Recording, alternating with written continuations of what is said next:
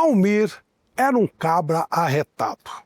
Mas duas coisas ele fazia bem: jogava futebol e arrumava confusão.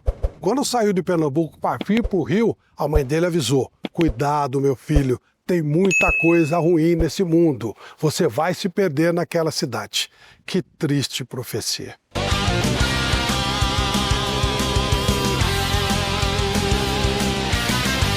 Almir Pernambuquinho, um jogador genial. Foi chamado de Pelé Branco pela habilidade que ele tinha. Começou no esporte e rapidamente apareceu como um jogador de destaque, tanto que o Vasco da Gama já o puxou para o Rio de Janeiro e no Rio foi um sucesso instantâneo. Ganhou títulos, mostrou ser diferente, foi convocado para a seleção brasileira, participou de alguns jogos, mas outros ele abriu mão. Eu prefiro jogar excursões com o Vasco da Gama do que jogar na seleção brasileira. E por isso ele perdeu a Copa de 58. Não acreditava muito naquilo não e preferiu ficar com o Vasco jogando lá pela Europa.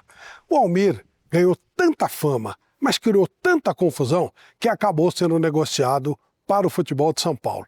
E no Corinthians, ele não fez o mesmo sucesso do Vasco, mas trouxe consigo aquela situação de que jogador de futebol tinha que ser valorizado. E ele dizia que isso só acontecia porque o Pelé criou essa valorização.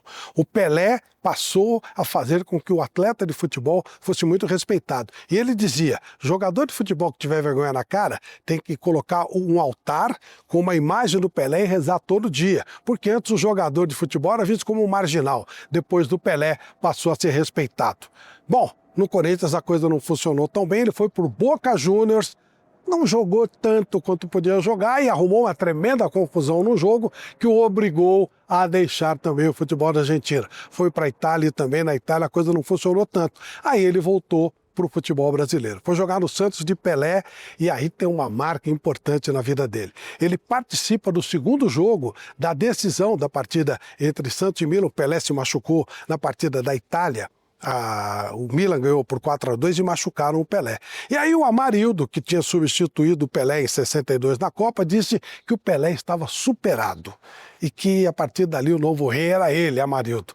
O Almir Pernambuquinho ficou maluco com isso e falou: lá no Brasil nós vamos acertar as contas. Não deu outra. Ele baixou pancada no Amarildo o tempo inteiro e o Amarildo se encolheu. Realmente ele ficou com medo do Almir Pernambuquinho. No jogo final, a coisa estava complicada, aí o Almir Pernambuquinho se atirou de cabeça nos pés de um back do Milan, abriu a cabeça, olha que doideira.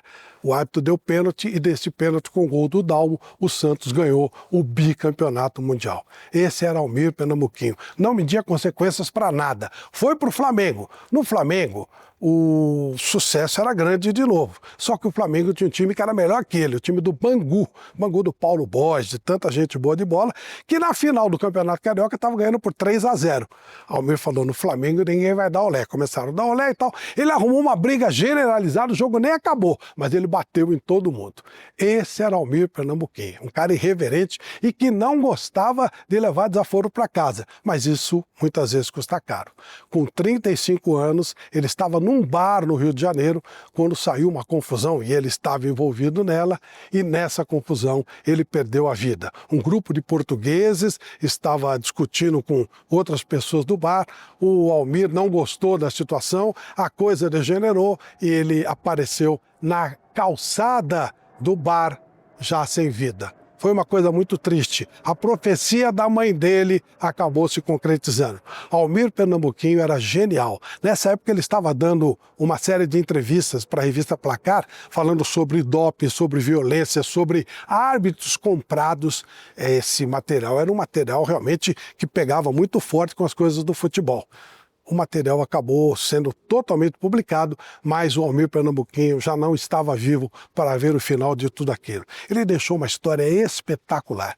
Era o Pelé Branco, um craque dentro do campo, mais um cara que arrumava encrenca em todos os lugares que passava. E isso custou muito para a vida dele.